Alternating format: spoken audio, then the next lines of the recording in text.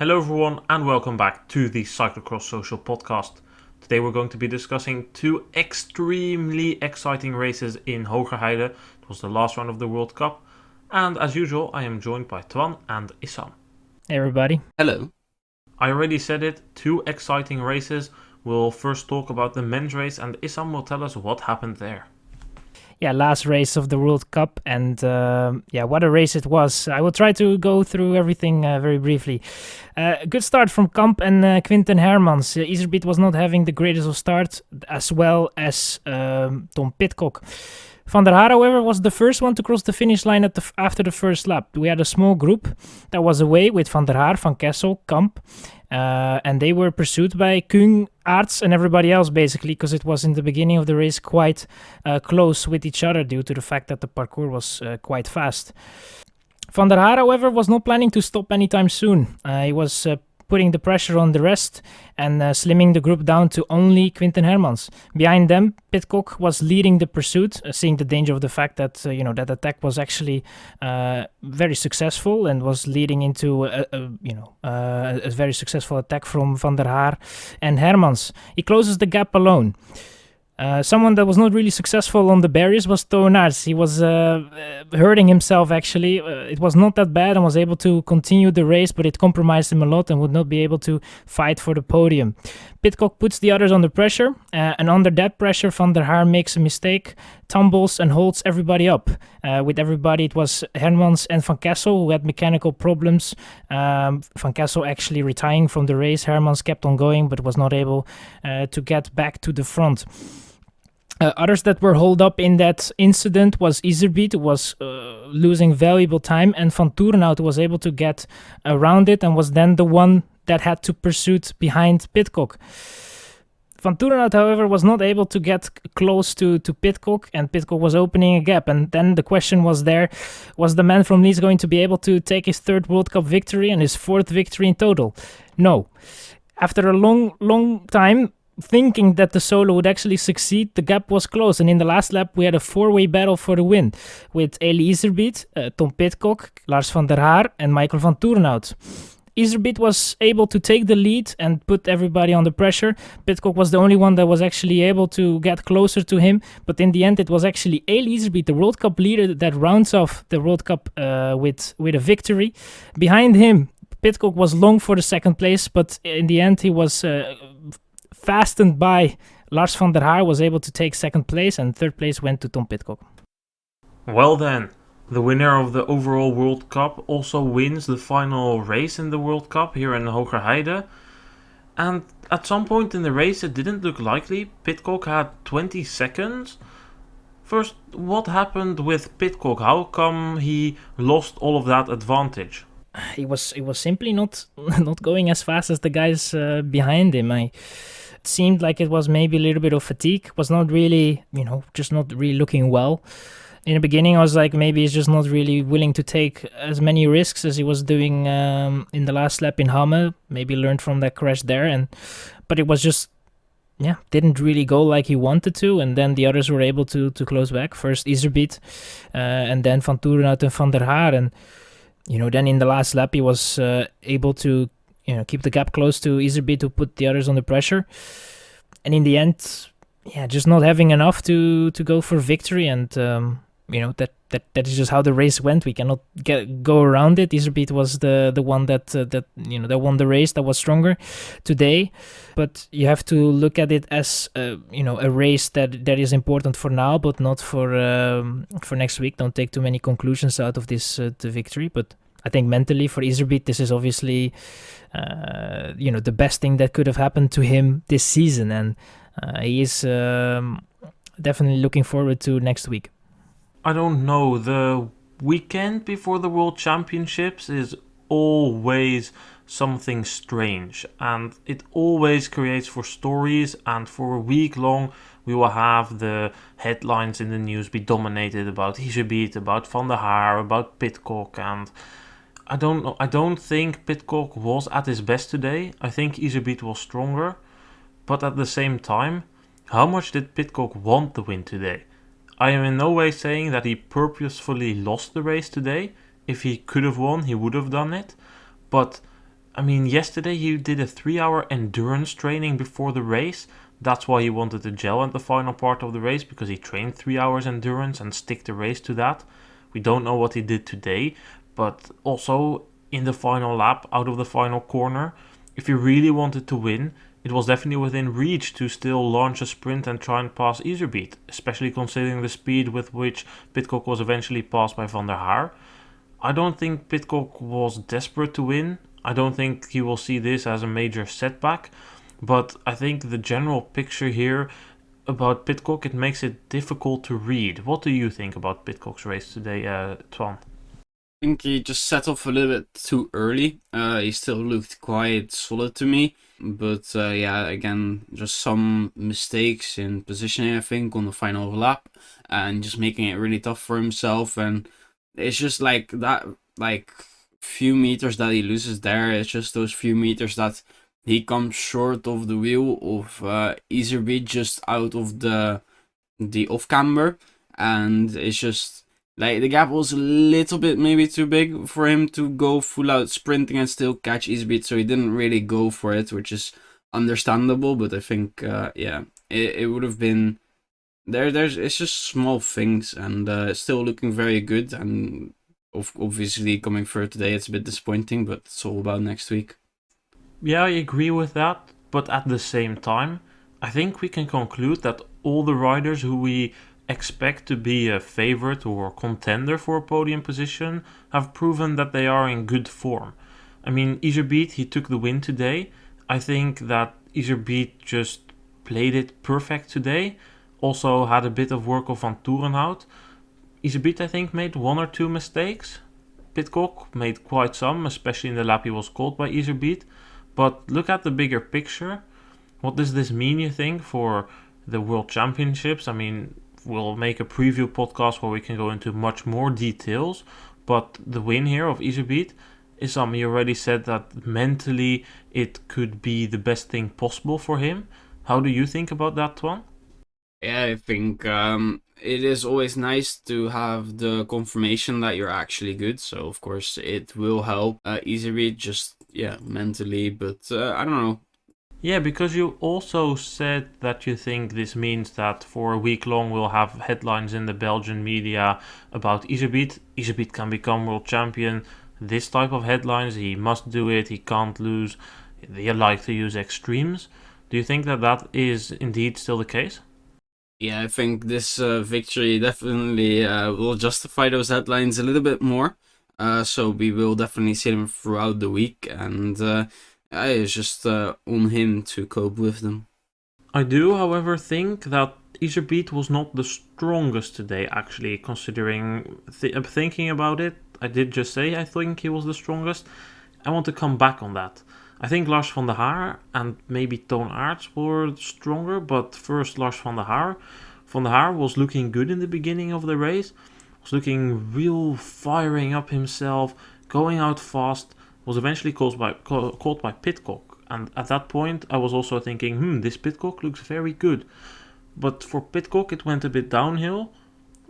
Ironically, in the downhill it went wrong for Van der Haar.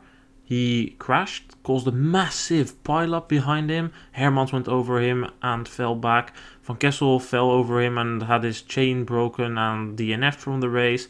Iserbyt was slightly caught up behind. Van Toerenhout was caught up behind. And this gave Pidcock the gap. But I think for Van der Haar, overall his form was good. And yesterday we could see that he was really keeping back, not wanting to do too much, just get a race rhythm back. But I think today he looked strong. His lap times were definitely up there. And especially considering the fact that he was running the barriers, it cost him like 3-4 seconds every lap. Still he was able to keep up with the lap times of the likes of Iserbyt and Pidcock, also in the final lap. So I might need to reconsider that Iserbyt was the strongest, because Lars van der Haar already won the Dutch and European championships this year. Man, he looked great today. Yeah, I think Van der Haar was looking a little bit like he was in Tabor, and obviously this was a parcours that suited him well. Some punchy hills in it and very fast. And that is, when he gets in his element, he's able then to do what he loves best, and that's just go all in and give it his all. And he was indeed, like you said, there was some fire in him. It was very, very good to see. Unfortunately, that crash, made the race. I think that hampered the race a little bit. We didn't have a real clear vision of what was happening. Twan Aerts, obviously behind the group, was also catching quite quickly. Hermans was having a good day, but then eventually, was caught up in that as well. We don't know if that crash compromised Van der Haar. Will obviously do something with you, so that didn't help either. And Van der Haar is national champion this season, European champion, and he might be one of the contenders that is able to get that world championship as well. And then, for him, that would be a great season and a bit unexpected, but definitely very nice to see. Van der Haar is always good at championships, so I think he definitely is one of the contenders. We'll go into details about that later in our preview podcast. But it just so happens to be that always the weekend before the World Championships, the racing and the World Championships, it just gets tangled together. There's no way you can go around it, because the riders who we'll speak about soon, Aerts and Hermans, they are the example of that in a normal race, after a crash or a mechanical, you would always keep pushing to the end because there's really nothing to lose. But the weekend before the championship, they all keep in the back of their minds, not too much risks, no need to blow up massively, that type of thing. So I think overall that is all inevitable for us to speak about. The fourth rider at the front, the one who we haven't mentioned now, was the teammate of Eli Iserbyt, Michael van Toerenhout. He ends fourth. What do you guys think about this? Was it that he was working for Iserbyt today, or was he just not good enough and is that why he ended fourth? I think for him too, it was a few mistakes. He was also caught up on the barriers one time, managed to save it quite well. I think he still looked very solid today, just not the right type of parkour for him, and just struggling over the final lap a little bit with that. Yeah, I think that pretty much sums up the race of Van Toerenhout. Pretty solid ride indeed. Also solid lap timers, but nothing too crazy. And considering all of that, I think that also Van Toerenhout can look forward towards the World Championships with the confidence that he needs. Course will be very fast there, so in a way it could be similar to the conditions that we had today in Hoogerheide. Maybe a tiny bit more elevation and a bit more technical features, although I think this comes pretty close to the course there. Let's run down our entire top 10 then. Behind the podium of Iserbyt, Van der Haar and Pidcock we found Van Toerenhout. 5th place went to Twan Aerts ahead of Mees Hendricks. 7th place went to Quentin Hermonds ahead of Tom Meeuwse. And 9th and 10th go to Toon van der Bos and Laurens Sveek. We already discussed a bit of it, but it was a race full of incidents. Twan Aerts was one of the first riders to make a significant mistake. He on the barriers lost control of his bike after the first barrier. After that he took some time before he really got up to speed again. Following that he rode a recovery ride. What are your guys' conclusions on that? He looked extremely strong on that recovery ride, nearly managing to close the gap to the front group even. It was probably going to be a little too much to actually close it. In the end, he does give up in that final lap and he comes in nearly a minute behind. But Twan Aerts just having a very good race except for that mistake and completely letting it go in the final lap. His lap times in the middle part of the race were really good. In comparison, the final lap of Iserbyt was 6 minutes 30, Van der Haar and Pidcock did 6:31. In the middle part of the race, Twan Aerts, not being chased by anyone, just on his own, did 6:35. So that's almost the same lap time as what the top riders put in the final lap. And to compare, Twan Aerts in the lap before and lap after put in a 6 minutes 40. He was gaining between 10 and 15 seconds a lap on the leaders. So also for Twan Aerts, I agree with you, Twan. He is also in a great form. Quentin Hermonds was one of the riders who also had bad luck. He was caught up behind the crash of Van der Haar. Also, he needed to recover from that and the mechanical after. What do you make out of his race, Issam? Yeah, he was a little bit more conservative, I would say. then pushed a little bit for 3 laps, and then realized that it was not going to be with in the back of his head, obviously the championships, and then just took it a little bit more easy. I think overall for him also a very strong race. In the end was not far off Twan and Issam, who eventually in the last lap realized that it was not going to be enough. But overall I think that Hermans was having a very good ride, and it was very unfortunate for him that he had that mechanical, because I really wanted to see what his level was going to be, and without a doubt he would have been up there with the 4 that were in front. Hermans eventually ended just behind Mees Hendricks, and again, what a ride by Mees Hendricks. I mean, we had him on our podcast. He said his goal was to get maybe 1 World Cup top 10 in the elite category, or it was even a race in general. He ended 6th here today as under 23 rider. Well, I think that this is a proof that Hendricks is definitely one of the underrated riders for the World Championships, because most attention goes to the Belgians and from the Netherlands to the defending champion. But Hendricks, I mean, what a ride today. Just consistently up there, putting down the numbers, staying in the group, and then in the final lap keeping something back to attack away from those riders around him. I mean, I'm kind of lost for words for this performance, because it's just very, very good. He has been having a really good season. This certainly isn't the first really good performance that we have seen of the year, winning the U23 World Cup, already in the top 10 as well in Hoogerheide and in Boom with the elites. And yeah, he's just been very solid this season, and today is just the crown on the season. Hopefully more to follow next week, but certainly underrated indeed. We already said it a couple of times, there were a lot of riders with bad luck today. Some of these riders were forced to DNF. Cameron Mason, one of the other under-23 favourites, was forced to retire from the race. We don't know why so far. Loris Rouillet was forced to retire after a crash in the first lap. Corné van Kessel was caused to retire after a mechanical issue with his chain. And Jente Michels also was forced to retire from the race, and for him we also don't know why yet so far. All of these riders, I think it was a very eventful race today. Lots of mistakes.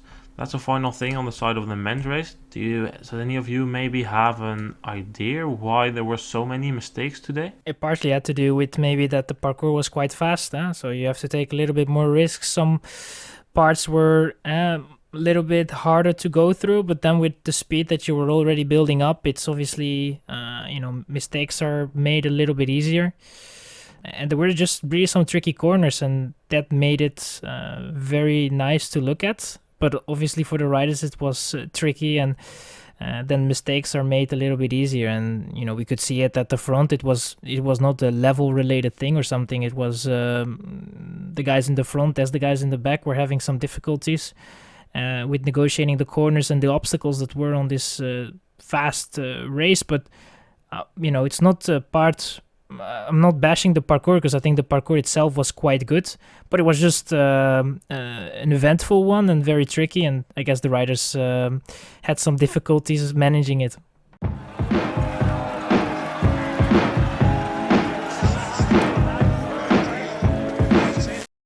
Let's then talk about the women's race. That one was also pretty eventful, and Twan will tell us how that one went down. It was a very good start by Inge van der Heijden, and for a long while we would see a pretty big peloton at the front until about halfway through the race. Lucinda Brandt really started trying to thin out the group, and it worked out quite well. In the technical section, it was Percyco holding up a few people, helping create the split really, and we would end up with 5 women at the front. As I said, Lucinda Brandt there, Marianne Vos, Pieterse, Fem van Empel, and Casablanca Vas. Shirin van Androoy at points came pretty close to closing the gap, but it wouldn't be enough. Brandt would keep on putting the pressure, and Casablanca Vas would soon drop as well. And then in the final lap, a incredible surge by Marianne Vos, as she does manage to drop. The world champion Pieterse tries to hang on with the world champion as well, but unfortunately they both don't quite manage it. Marianne Vos wins in Hoogerheide ahead of Lucinda Brandt, who outsprints Pieterse for second place. I think here in the women's category, We saw a dominant display by Vos, but again, I have the feeling that there were riders busy with next week. Maybe not per se Brandt, but I wonder what you guys think about Brandt and Vos today. I mean, we saw Brandt taking a different approach than pacing the entire race with Vos in her wheel, but what did you think about Brandt today and how that was relating to Vos? I think both ride a pretty good tactical race. Brandt waiting a few laps, just assessing the situation of that this is like a pretty big group. She can sit back a little bit, and she does. And then trying to put the power down, trying to get rid of the rest of them. But I think Vos just riding an even better race, also very strong today, and just closes it out perfectly, basically. I think it was kind of the typical Vos strategy, wait until the last lap and then either launch an attack or wait for the sprint. Brandt, however, she made a couple of mistakes, but at the same time I feel like Brandt was holding back a bit. I had the feeling that in the final lap we had seen that Brandt was looking to be struggling a couple of times, but once she was, I think, 4 seconds behind on Pieterse and Vos, Brandt was closing the gap relatively easy, and once Pieterse her pace dropped and Vos launched the mighty attack, Brandt was still quite able to respond to that. I had the feeling that Brandt still had a bit of a kick to get up the hill, but she made a gearing mistake. She forgot to shift back, and that meant that at the dead point, when she needed to start pedaling again, she parked it. And that's why the gap got so big so quickly. But I don't have the feeling that Brandt was significantly worse off today than Vos. I have the feeling that next week we're going to be in for a great battle between Vos and Brandt. I think that it is very difficult to beat Marianne Vos on courses like this today, because they are not super difficult, but they also are not super technical, but they are a nice mixture. And Vos, especially on a faster course, is very, very good. Yeah, I think that for Vos it was today the parkour that she likes the best. This is fast. For Brandt it was always going to be difficult to beat Vos in the sprint. So I think that she was trying to not spend that much energy in the last lap and was sitting behind Pieterse, which in my opinion was maybe a mistake, because she realized quite quickly when Vos was going towards that hill where she made a mistake.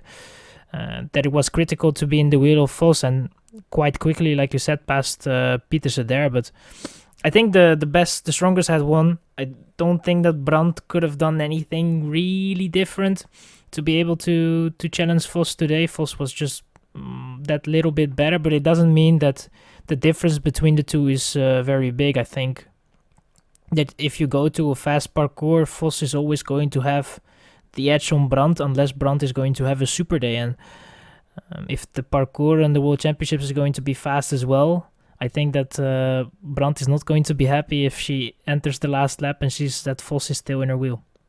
I think overall Brandt should not be too worried. I think she also gave a very tactical interview after the race. Oh, I can just pretend to myself that it were the mistakes and that I had a race yesterday. So I think overall Brandt was also in a way happy, because now Vos will be the top favorite, as Vos usually is going to a World Championship. Pretty insane considering how much World Championships she's won on both road, track and cross. So I think we should be in, as said, for a great battle next week.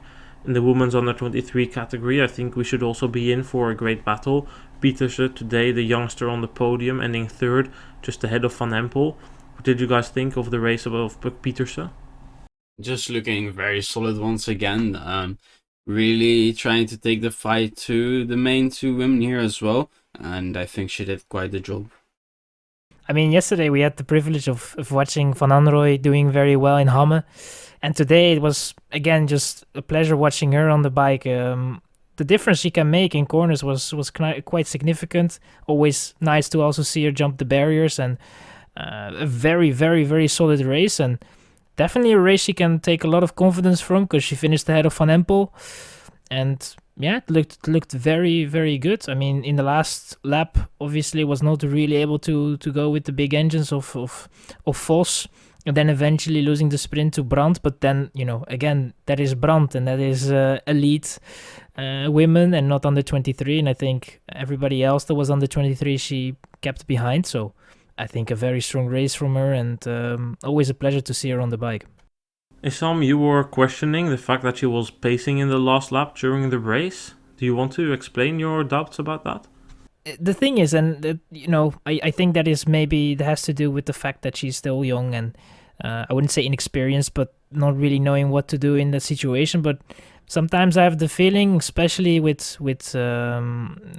today, with Vos that is faster in the sprint, Brandt that is faster in the last lap, that is not up to her to go and try to pace in the last couple of laps. I especially think that with those two that you have there, you shouldn't be trying to take a lot of initiative. I can understand that when she looked behind, she was seeing that Van Empel was there and Vos was closing in, so she was maybe with the back of her mind thinking, if I just pace, at least I have third. But I think that will come just with age, and the power will be there as well. I think that if she puts just a little bit more focus on one or two attacks and try to break away instead of pacing for the others, I think that would really help in a race. But that's just an opinion, and it is something that shouldn't be touched up too much, because I think that regardless of everything, it was a very, very solid race and very strong, and we cannot judge too much, definitely because of the age. I think she also said it after the race that she knew beating Brandt and Vos would be very difficult, and that she didn't want to sprint against Van Empel for the third place on the podium. I also think that considering the sprint of Pieterse, it's not that great, that she knew if I need to sprint against Vos and Brandt, I will lose out, and if I pace, they might make a mistake or whatsoever, so that she thought that was her best way to do it. Her team manager Roodhoofd thought that she maybe could have better been sitting in. So I think that there's things to say for both sides. But overall, a very strong ride, ending third on the podium behind Vos and Brandt. If we look at the entire top 10, behind we see Van Empel ahead of Vas, Van Anrooy, Percyco, Betsema, Lechner and Alvarado. There's a couple of names that stand out here. First of all, I want to speak about the very good performance by Sylvia Percyco. A much better performance than that we have seen in the last couple of weeks, or basically in the season. She's usually around the back end of the top 10, but just outside of it. 7th today, definitely good. A great performance, was really able to stay with the leading group for a long time, and it just helps a lot, especially on a course like this. And in the end, she beats Denise Betsema in the sprint for 7th. And then we come to one of the other names that stood out today, but in a disappointing way. You already mentioned her, Twan. Betsema, ending 8th. What was up with her today? Losing the connection early on and just never really coming back into the race. Must not have been a fun day out for her at all, but she had to do well, as she still had a second place in the World Cup to defend. For Betsema, I really don't know what was up. I feel like she was probably saving herself a bit for the World Championships. It was her birthday today. I don't know. I'm not saying it did influence her or whatsoever. It was just something that came to my mind, but I don't think that this is what she was hoping for. It's anti-Betsema to save yourself for other moments. Betsema is somebody who always rides, but perhaps after yesterday she got the satisfaction for herself. Okay, I'm good enough, and today I'm just going to calculate my ride. Know if I end 8th, that if Pieterse doesn't win, I end 2nd. So maybe she was calculating it, but personally I don't think that this is the true level of Betsema, and next week we will see a better Betsema. What do you think, Issam? Hard to conclude. I mean, I don't know. It's, in a way, of course, that shape is not gone, and it's not gonna be that on the World Championship. Obviously if she has bad luck it will happen, but she will be up there for a top 5, but I don't think that should be an aim, especially for someone that has the ability to be able to be on the podium and to be able to fight for maybe an eventual victory once she has a very good day. So I think it's I think mentally it's not very nice to be 1 week ahead of a championship, even though you're saving yourself up. I don't think she had the greatest of days, and we have to wait and see what's gonna happen next week. And just for today in general, I don't think it was. Yeah, I couldn't really see if it was that she was saving herself up or it was just not really her day. It was very difficult to see, and I think we will know the truth on the Saturday at the World Championships. And what do we then make of Ceylin del Carmen Alvarado? She ends 10th today. Of course, she's having a difficult season, but this also doesn't represent the level we've seen from her in recent weeks. I think that is a motivation issue. I just think that it's just not really going her way, not really feeling it, and you can just see it in the way she does the things, going up the stairs, making a couple of small mistakes. It was in Ham, it was also quite visible that just the things don't really go, and then she just it just doesn't really work, and then you have to wonder if what is the best option to go to the Worlds and try something there, and if it doesn't work, your season is kind of it's kind of gone. You cannot really save it at that point, and it's a difficult situation, obviously, having a lot of issues with the back, and that doesn't help, but it's definitely not the best preparation to go to Worlds, and I hope for her that it's going to be better then, but I don't really see a lot of gains that are going to be made for that championship. A last name I would like to mention is the one of Catablanca Vas. She ended 5th today, made a couple of mistakes, but overall I think her form is there. She will definitely be up there at the World Championships. Maybe not for the win, I'm looking at Vos versus Brandt for that, but overall for the last place on the podium, definitely possible in my opinion. The course suits her, just like it did today. 5th place, definitely a good result for her, and the form is there. Well, then I think we've covered it. We'll be diving into details of other riders in our World Championships preview podcast, which will come this Wednesday. Twan and Issam, thank you for sticking with me throughout all 15 rounds of this year's World Cup. Thank you for having me on. Thank you, it was a pleasure. Thanks for hosting as well. Yeah, thank you guys for being here. And we will, as said, be back with the World Championships preview. We'll be diving into details of all the riders, the course, all categories, and we have a couple of riders who will be adding a bit to that preview as well. That will come this Wednesday, and the full stories of 5 riders who are participating in the World Championships will come on Thursday. Thanks for listening, and goodbye.